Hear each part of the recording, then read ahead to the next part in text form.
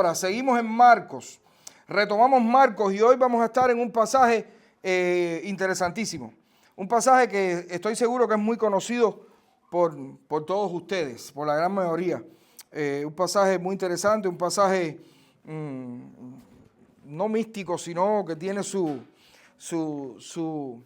atmósfera cargada de espiritualidad, pero interesantísimo como cada uno de los pasajes de las Escrituras.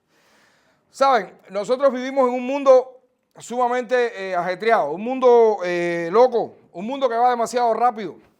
Y si el mundo va demasiado rápido, ¿cómo irá este país? Y si este país anda rápido, ¿cómo andará Miami? ¿Saben? No, es una cosa que va en un ascendente, ¿no? Es un mundo que provoca mucho estrés. Y a la vez este estrés provoca que mucha gente tenga desánimo, haya depresión, haya dolor. Por eso los psicólogos y otros especialistas que se ocupan de la salud mental han descubierto que ciertos sonidos pueden generar que el ser humano se relaje, ¿saben? Se controle y logre bajar esos niveles de ansiedad y animarse para seguir adelante con la vida. Hace poco tuve una experiencia increíble. Bueno, increíble no, una experiencia que casi me vuelve loco, pero bueno. Hace poco pude convivir, estuve en una misma habitación de hotel con una persona que decía que no podía dormir si no tenía sonido de lluvia. Eso fue cuando estuve ahora este fin de semana allá en el desierto de Arizona, y por mi madre, que yo toda la noche era soñando, ¿cómo es posible? Si estamos en un desierto, está cayendo este aguacero. Y entonces, lejos de relajarme, lo que me tenía era loco, era un cortocircuito que tenía en mi cabeza ahí, ¿sabes?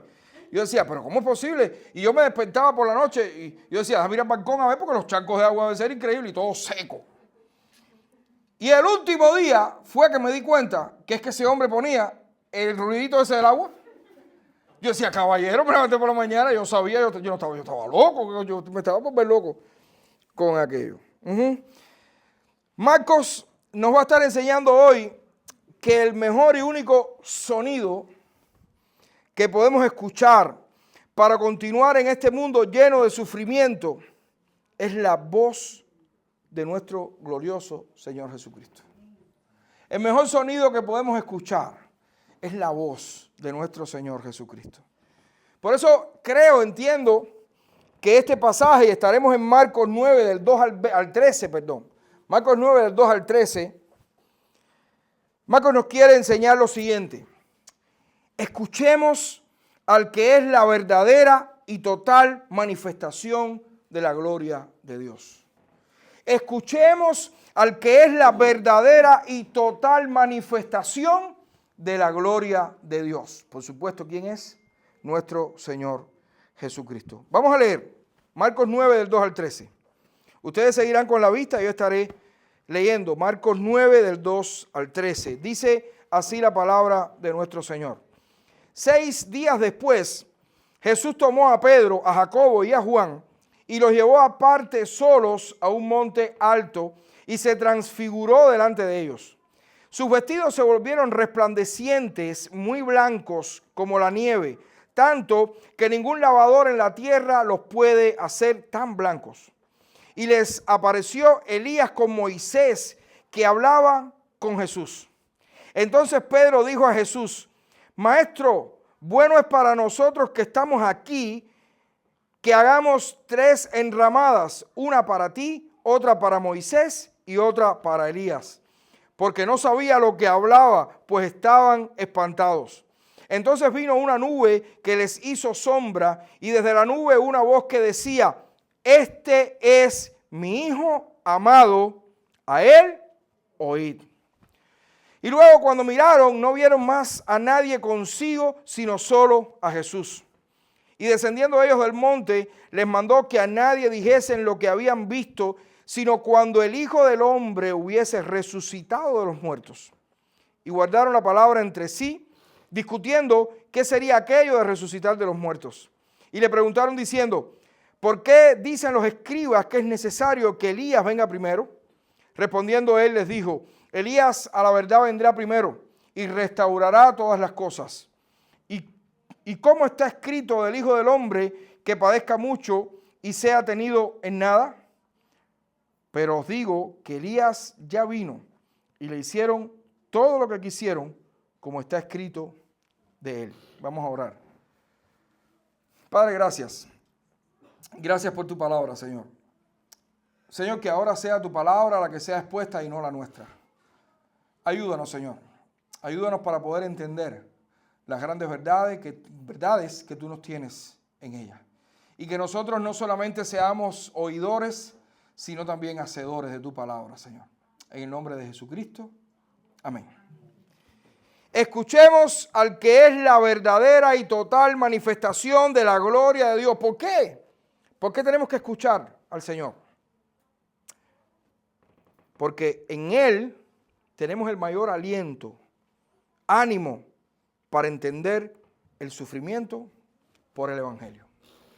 Tenemos que escuchar a nuestro Señor porque en Él tenemos el mayor aliento para entender y para enfrentar todo el sufrimiento por el Evangelio.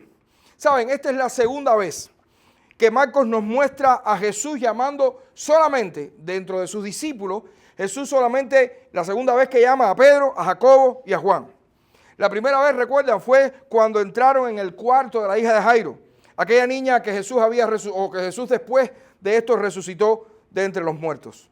No sabemos exactamente por qué el Señor tenía esta especie de intimidad específica, ¿no?, con algunos, en este caso con Pedro, con Jacobo y con Juan. Pudiéramos pensar en varias cosas, no sé, quizás nos está mostrando el Señor la importancia y a la vez la necesidad también de tener un sistema de liderazgo en el que se vaya discipulando a algunos y se vaya delegando funciones y estos a la vez lo hagan también con otros. Eso lo vemos desde el libro de Éxodo. ¿Recuerdan lo que hacía Moisés o lo que estaba haciendo Moisés cuando su suegro llegó? Moisés se estaba encargando de todas las cosas. Y Jetro le dijo, mira, no, prepara algunos para que entonces esos se encarguen de los otros. Es posible que Jesús haya estado haciendo eso con estos discípulos. Pero también este sabio consejo, Pablo se lo dio a Timoteo en su segunda carta, capítulo 2, versículo 2, cuando le dijo, esto que yo te estoy encargando a ti, encárgaselo también a hombres fieles que sean capaces también de encargar a otros. Si es posible que el Señor con esto nos esté mostrando esta manera de delegar, esta manera de formar o de hacer crecer el liderazgo, pudiera ser. Quizás nos está mostrando también un poco acerca de la gracia. Es una frase que me encanta, me gusta mucho. Y cuando alguno viene a mí diciendo, pero esto no es justo, porque uno recibe más que otro, me encanta decir, por eso se llama gracia. Porque Dios reparte como quiere. Reparte como quiere, como entiende. ¿Por qué yo no estoy ahí predicando? Porque se llama gracia, responsabilidad. ¿Por qué yo no soy el que barro la iglesia? Porque se llama gracia, el Señor le dio esa bendición a otro. ¿Por qué yo no soy el que sirvo? Porque se llama gracia. ¿Por qué yo no soy el que hago y el que hago? ¿Por qué yo no soy el que hago el café? Porque se llama gracia. ¿Por qué yo no estoy en tal posición o en tal lugar? Porque se llama gracia. Y Dios reparte como quiere. No es un problema que hayan privilegios. Porque ¿quién tiene los méritos para ser privilegiado? ¿Cuál de nosotros? Ni Pedro, ni Jacobo, ni Juan, ninguno de los tres tenían méritos, ni condiciones, ni nada para ser los privilegiados de estar siempre tan cerca del Señor. Ninguno de los tres. Pura gracia. Pura gracia. Pudiera ser también que el Señor nos esté mostrando eso. Lo cierto es que aunque muchos se han atrevido a explicarlo, lo único que tenemos aquí en este pasaje es el hecho como tal. Pero no una verdad objetiva de por qué Pedro, Jacobo y Juan fueron parte de este círculo más íntimo del Señor. Simplemente fueron depositarios de esa inmensa bendición añadida. Porque recuerden esto, la mayor de las bendiciones es nuestra salvación. Y una vez que tú eres salvo, ya estás completo. Todo lo que venga encima es añadidura. Todo lo que recibas del Señor, además de tu salvación, todo es añadidura. Todo es, mira, es algo perfecto, Señor, gracias por esto. No tenías que hacerlo, no lo necesitaba, pero gracias, porque llegó.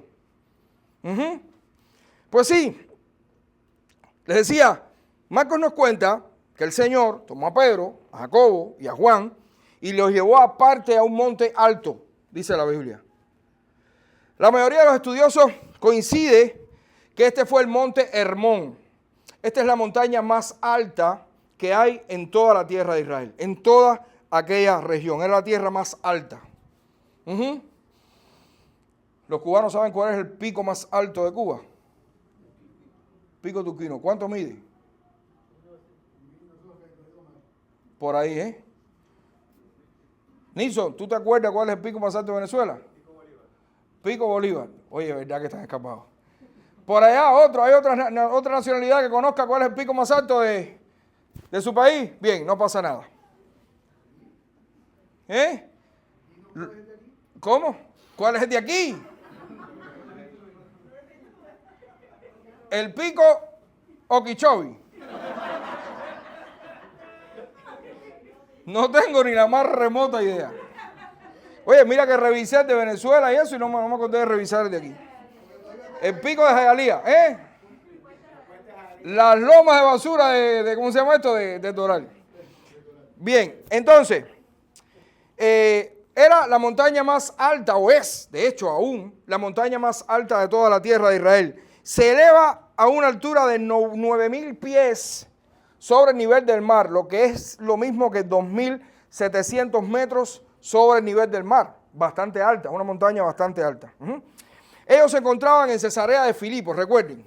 Acuérdense que todo el libro de Marcos está escrito por ahí alrededor del mar de Galilea. Y ahora en este momento, ellos estaban entonces en Cesarea de Filipo. Esto es una ciudad que estaba literalmente al pie de la cadena montañosa donde estaba el monte Hermón. ¿Sabes? Los guajiros en Cuba decimos que estaban en Cesarea de Filipo, estaban en Fardeo de la Loma. ¿Me entiendes? Ale, tú sí sabes lo que es eso, el Fardeo de la Loma, ¿eh? Tú viviste en el Fardeo de la Loma, no, tú viviste en la Loma. ¿Ok? En la falda de la Loma, en el origen estaba esta ciudad. Marcos no nos da muchos detalles acerca del ascenso, del tiempo para llegar arriba, ni mucho menos, nada. Solo nos dice que 6 días después, ellos entonces subieron a este monte alto y dice la palabra que Jesús se transfiguró delante de ellos. Jesús se transfiguró delante de ellos en la cima de la montaña. ¿Qué significa esto? ¿Qué significa transfigurarse? Hermano, literalmente Jesús se transformó delante de ellos. Aquí la palabra usada en el lenguaje original griego, y no me van a escuchar mucho hablando de estas cosas, palabra original, pero aquí es importante que lo conozcamos. Esta palabra transfigurar en el original griego es metamorfo. Ya me imagino que todos conozcan por dónde va la cosa, ¿no? De ahí la palabra metamorfosis, que significa cambio o transformación. ¿Cuántos han leído la novela La Metamorfosis del autor checo Franz Kafka? ¿Se acuerdan? ¿Se acuerdan de esa novela? ¿No recuerdan? Esta novela que narra la transformación de Gregorio Samsa, que era un comerciante que se transformó de un ser humano en un insecto grande. ¿Ok? Al principio cuenta Kafka que el hombre pensaba que era un sueño, pero luego se dio cuenta que no era un sueño, obvio en la novela. Y entonces era una realidad que aquel hombre se iba transformando en un insecto. Y todo esto realmente afectó esta transformación, según cuenta el novelista Kafka, que afectó su trabajo y, obvio, su relación también con su familia. Ya no era un ser humano, ya era un insecto, un escarabajo grande. Sí, hermano, Jesús se transformó delante de Pedro, Jacobo y Juan. Marcos nos dice que sus vestidos, su ropa, se volvió tan blanca y tan resplandeciente que nadie en la tierra podía haberlos hecho tan blancos, ni aunque los hubiera lavado. Nadie podía. ¿Cómo quería el Señor que esto afectara a sus discípulos? ¿Cómo el Señor quería que esta transformación, esta transfiguración afectara a Pedro, a Jacobo y a Juan? ¿Por qué el Señor los llevó a la cima de la montaña tan alta o más alta de aquella región y se transformó delante de ellos, mostrándose como el único e incomparable Hijo de Dios? Podemos comenzar a especular nosotros ahora y enredarnos en la teología, en la exégesis, y podemos nosotros tratar de interpretar por qué el Señor lo hizo. Pero conociendo de dónde venían, conociendo lo que había sucedido anteriormente, Estoy convencido que el Señor quería darles ánimo, el ánimo que ellos necesitaban para entender lo que les había acabado de decir o lo que les había dicho 6 días antes. Recordemos un poco, y es el pasaje que vimos hace 15 días. Recordemos un poco. Jesús le había preguntado a los discípulos algo, ¿recuerdan? ¿Cuál era la pregunta que Jesús le había hecho a sus discípulos? ¿Quién dicen los hombres que soy yo? ¿Cuál fue la respuesta? Unos dicen que eres Juan el Bautista, otros dicen que eres Elías y otros algunos de los profetas. Y luego Jesús le preguntó, bueno, ¿y ustedes? ¿Ustedes quién dicen que soy? Y recibió una rápida respuesta de Pedro. Pedro era eléctrico. Si uno estudia a Pedro, se da cuenta que Pedro trabajaba con la 33.000. Pedro era un tipo de esto que tenía mucha sangre, mucha sangre. Y Pedro rápido dio un salto y dijo, tú eres el Cristo. Tú eres el Cristo. Recordemos que, increíble, a pesar de esta confesión, los discípulos, ¿cómo estaban aún? Los discípulos aún estaban como ese ciego que veía a los hombres como árboles que se movían, aún con una visión borrosa. Los discípulos aún no entendían muy bien de qué iba todo aquello. Es interesante porque fue el mismo Pedro que había acabado de declarar, tú eres el Cristo, que dijo lo siguiente. Después que Jesús escucha la declaración de Pedro y que los discípulos estos aún no entendían, Jesús dijo que era necesario que él fuera desechado, que él padeciera mucho y que fuera a morir y que iba a resucitar al tercer día. Y Pedro entonces lo toma aparte, el mismo Pedro que había confesado y había dicho, tú eres el Cristo, ahora lo toma aparte y le dice, Señor, que eso no te pase, Señor, que esto no te acontezca. Y es interesante porque Pedro, que estaba representando y que representa a los discípulos en este pasaje, el pasaje anterior, ya sabía que Jesús era el Cristo. Pero aún Pedro no entendía para qué Jesús había venido. Aún Pedro no entendía que Jesús había venido para morir y para resucitar. Es a partir de ahí que Jesús da uno de los discursos más impactantes para todos los que decimos que somos seguidores de Cristo.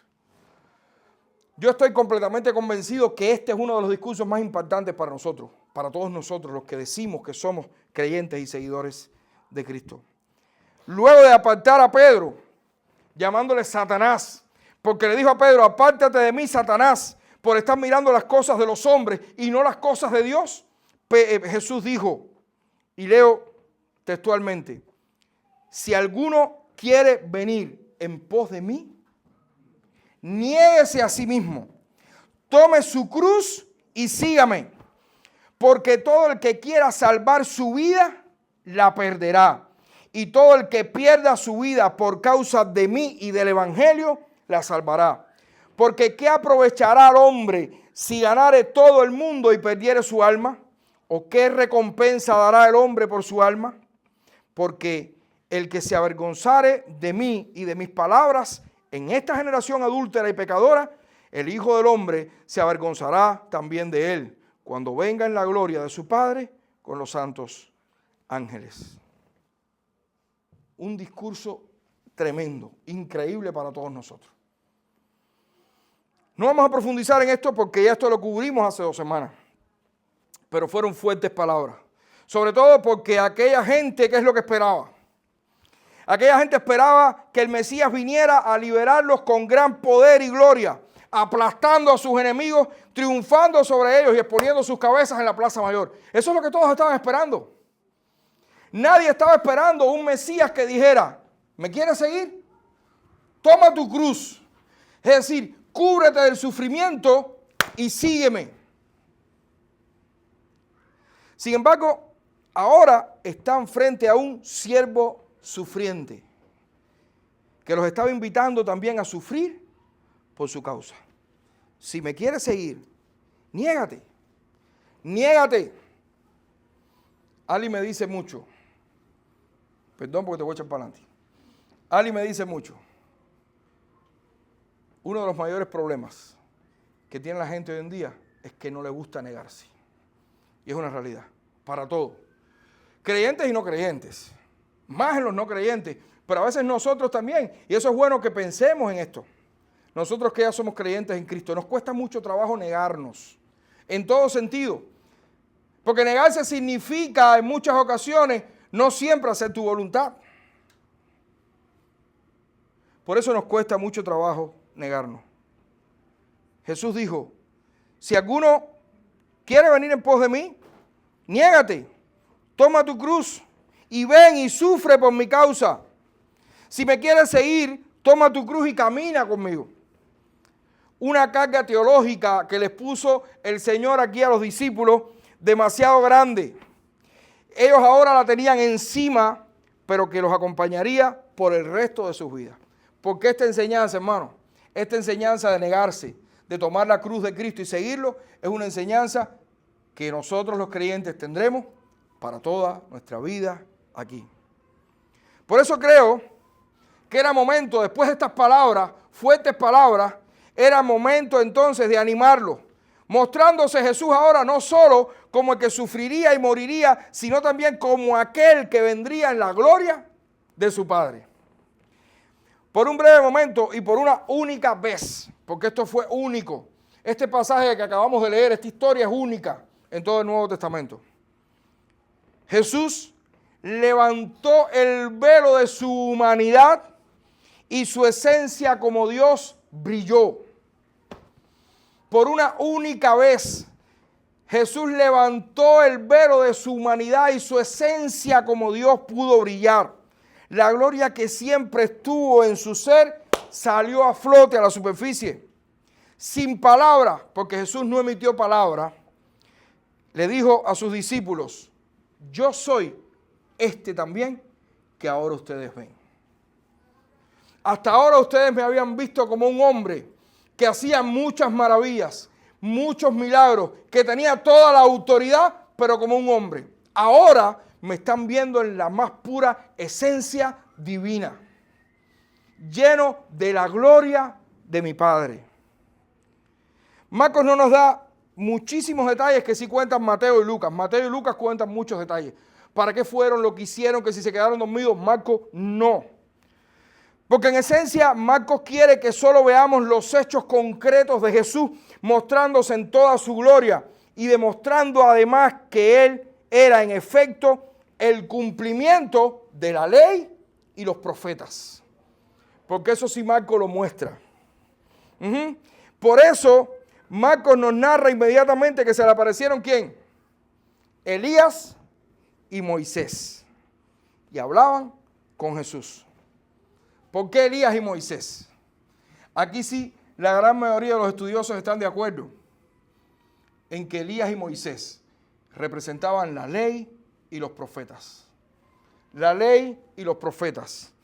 Y tanto la ley como los profetas vinieron y le rindieron también honor a aquel que en ese momento estaba lleno de gloria. ¿Quién es este? Me imagino a Pedro, a Jacobo y Juan. ¿Quién es este vestido con toda la gloria de Dios? ¿Quién es este que trajo a Moisés y a Elías a hablar con ellos? Moisés hacía más de 1000 años que estaba muerto, casi 1500, y Elías casi 900 años.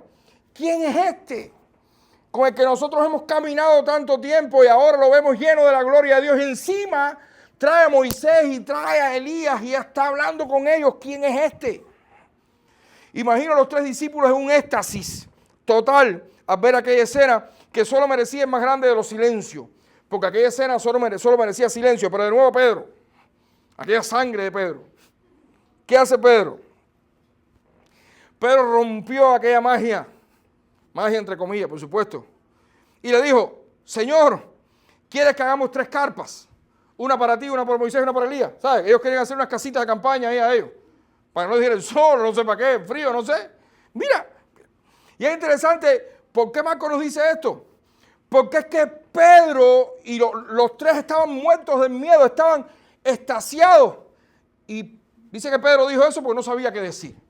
O sea, Pedro estaba tan extasiado, frente a la gloria de Dios, postrados, dice que estaban también, otro evangelista dice que estaban postrados y dijeron, ¿qué hacemos ahora? Bueno, a Pedro lo dio por decir aquello.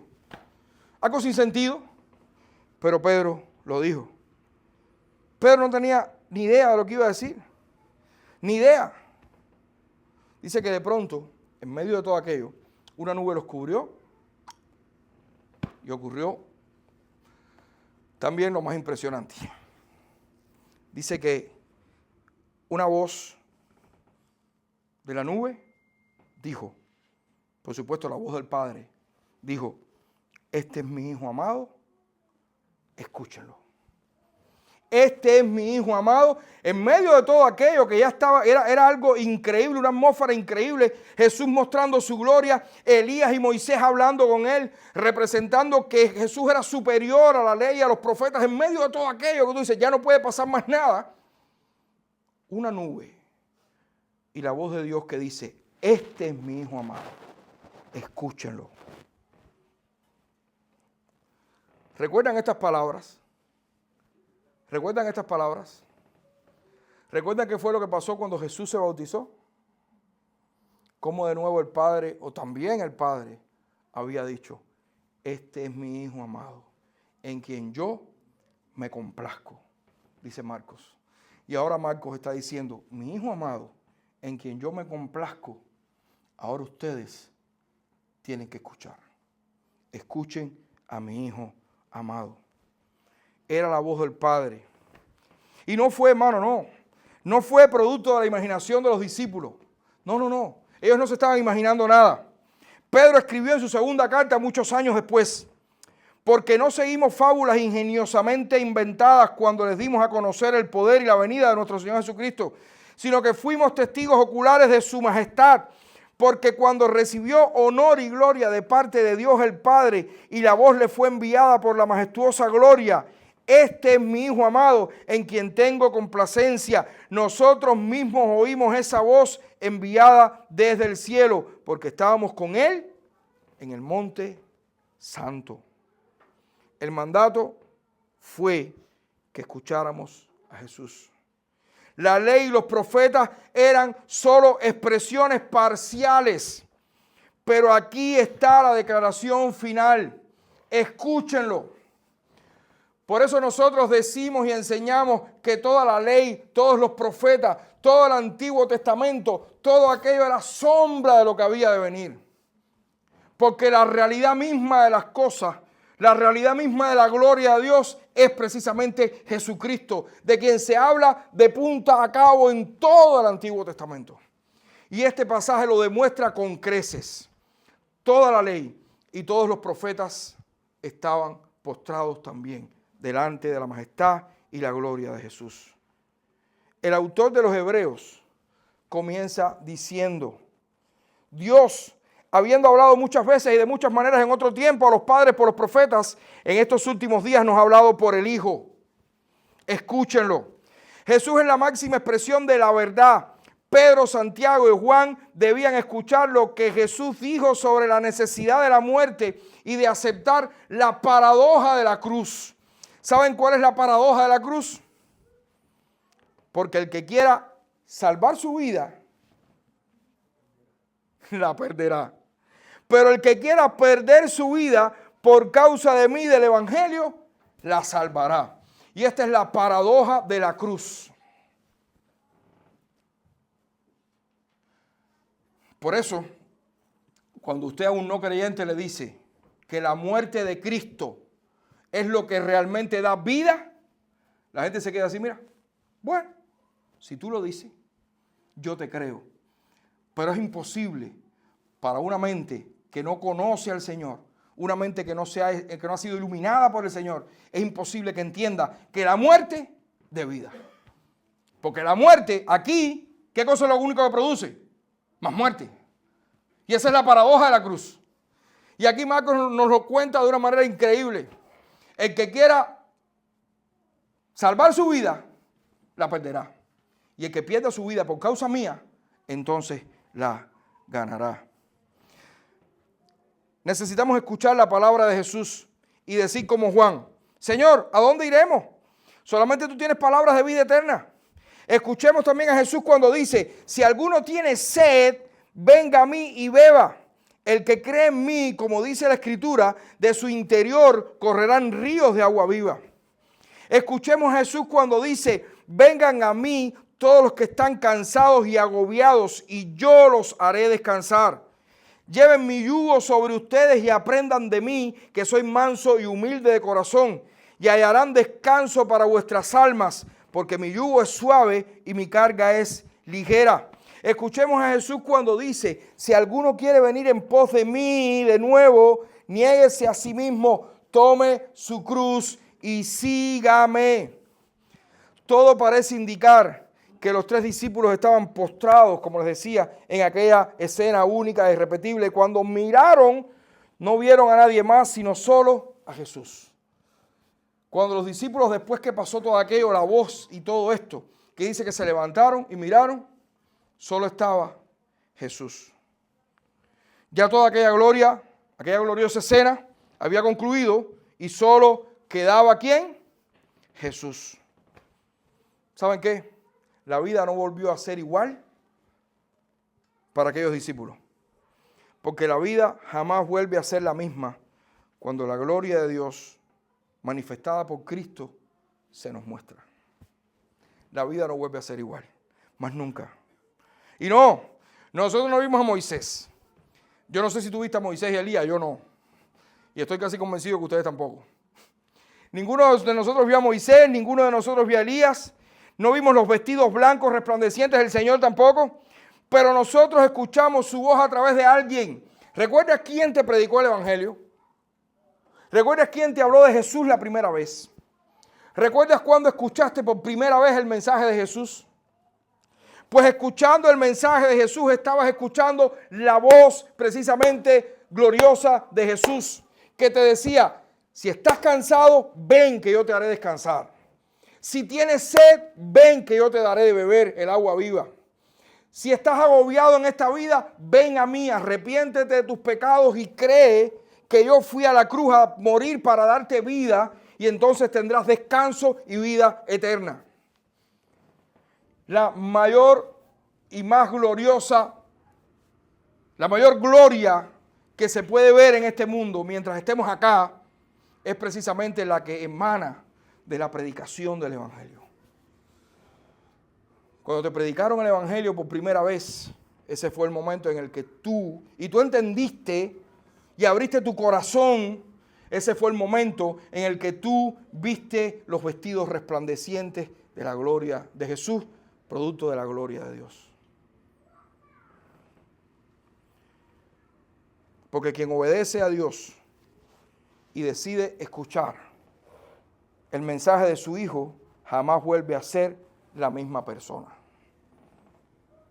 Jamás vuelve a ser la misma persona. La vida no es un constante éxtasis. A veces solo veremos a Jesús. Pero ¿saben qué? Jesús es más que suficiente. No necesitas estar en un éxtasis. No necesitas ver cosas. No necesitas oír cosas. No necesitas nada extraño que ocurra en tu vida. Si solamente escuchas la voz de Jesús, es más que suficiente. Jesús quiso animar a sus 3 discípulos, mostrándole su gloria. La misma gloria que había mostrado muchas veces en la antigüedad. Pero lo más importante de toda esta escena es que aun cuando no pudieron ver más esa gloria, Jesús, el eterno Hijo de Dios, ese que nos fue mostrado sin atractivo para que no le deseemos, permanecía allí con ellos. El Hijo de Dios permanecía allí con ellos. Amados, no siempre veremos esa gloria en nuestras vidas. No siempre nos van a pasar cosas extraordinarias. No siempre el Señor nos va a sanar. No siempre el Señor nos va a curar a uno de nuestros hijos, de nuestros padres. No siempre de pronto no tienes nada y no tienes para pagar la renta y de pronto apareció alguien que te regaló $2,000 para que la pagues. Eso no pasa siempre. Es decir, yo diría, pasa poco. Porque ¿saben qué? La Biblia es clara cuando dice que el Señor nos fue mostrado sin atractivo para que le deseemos. Sin atractivo. Porque ¿saben qué? Nosotros estamos aquí reunidos, ¿verdad? ¿Qué fue lo que hicimos? 3 guajiros feos cantando ahí. Desafinados. No, mentira, ellos son buenos. Pero pensemos que estén desafinados. ¿Ok? ¿Qué pasa? Cualquier grupúsculo musical quizás toca mejor que nosotros. Cualquier gente hace un show mejor y monta luces y monta cosas. Nosotros no estamos mostrando un espectáculo porque Jesús no se muestra con ese atractivo. Porque el atractivo es el evangelio. Y ese es duro, es fuerte. Y más que suficiente. Más que suficiente es. ¿Quién soy yo? Yo ni soy buen orador. ¿Cómo estoy gordo? Difícil de verme. Si no soy una figura, digamos, hermosa para ver. Caramba, qué hermoso está. ¿Se puede estar 1 hora oyendo a ese muchacho? No, tampoco. Ese señor, gracias, a ese muchacho. Gracias, Romy. Y es que la vida no es un éxtasis. A veces solo veremos a Jesús. Y es lo que nuestra iglesia se ha propuesto desde sus inicios. Nosotros solo queremos mostrar a Jesús. Nosotros queremos ser una iglesia que sea caracterizada y conocida por ser una iglesia que enseña a Jesús, que muestra a Jesús y solo a Jesús. Si encima el Señor nos ha dado la gracia de tener un excelente grupo musical, que son muy afinados y nos gozamos con ellos, gloria a Dios por eso, amén, gracias por encima. Pero el atractivo no puede ser ni la música, ni el que predica, ni el local que tenemos, ni el show que podamos montar, ni las luces, ni nada. El atractivo, entre comillas, paréntesis y corchete, tiene que ser Cristo y solo Cristo. Y su gloria, la que Él nos quiera mostrar. Amados, no siempre veremos esa gloria, pero siempre tendremos al Cristo de la gloria y a sus benditas palabras con nosotros. Esas palabras que son las que nos dan el mayor ánimo para que podamos recibir y entender el sufrimiento del Evangelio y esperar pacientemente nuestra transfiguración. Porque ¿saben qué? Un día nosotros también seremos transformados. Y estaremos entonces para siempre con Él. Ánimo, hermano, ánimo. Ánimo, iglesia. Son duras palabras. Son duras palabras. Nos hemos negado y hemos seguido a Cristo. Hemos tomado nuestra cruz. Y todo eso trae sufrimiento a nuestras vidas. Pero ánimo. Porque el Señor nos ha mostrado un poco de su gloria. Y ya sabemos lo que nos va a pasar. Que seremos también transformados como mismo el Señor fue transformado. El día está cercano. No demora. Gracias, Ale. Gracias, grupo musical excelente, por cantarnos esa canción. Es una ciudad que estamos esperando, llena de gloria. Y ese día no demora. El Señor nos lo confirmó. Se lo confirmó a sus discípulos y ahora lo confirma a nosotros. Concluimos. Ya Elías vino. Ya todo está listo. El Señor se lo dijo a sus discípulos. Porque recuerden, la vida de sus discípulos jamás volvió a ser la misma. Pero aún ellos no entendían completamente todas las cosas. Aún no entendían qué significaba aquello de resucitar de los muertos. Ya veremos el momento exacto en que los discípulos logran entender estas cosas. Pero nosotros sí lo entendemos. Porque nosotros tenemos la revelación completa de Dios. Ya Elías vino. Ya todo está listo. Ya todo está listo y cada vez está más cercano. Por eso, obedezcamos la voz del Padre cada segundo de nuestras vidas. Escuchemos atentamente a su Hijo amado. Solo en sus palabras encontraremos el ánimo para entender el sufrimiento por el Evangelio y la gloria que nos está esperando. Amén. Vamos a orar. Padre, gracias. Gracias porque tú eres nuestro buen Dios. Gracias porque tú nos has regalado, Señor, la salvación. Gracias porque tú nos has regalado la vida eterna. Y gracias porque nosotros hemos visto tu gloria. manifestada, Señor, en el momento exacto en que tus palabras calaron en nuestro corazón. Gracias porque un día tu gloria invadió nuestras vidas y pudimos verte, Señor, a través de tus palabras. Pudimos arrepentirnos de nuestros pecados y rendirnos a ti, Señor. Y hoy sabemos que aunque no veamos manifestaciones ni cosas extraordinarias, sabemos que un Cristo que caminó esta tierra de manera ordinaria nos vino a salvar con lo extraordinario de su muerte en la cruz. Ayúdanos, Señor, a escucharte.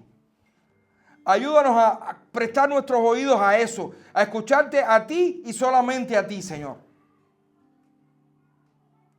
Líbranos de prestar nuestros oídos a otras cosas. Tu palabra es más que suficiente. Tú eres más que suficiente. Gracias por eso, Señor. Ayúdanos como iglesia a mostrarte a ti y solamente a ti. En el nombre de Jesús. Amén.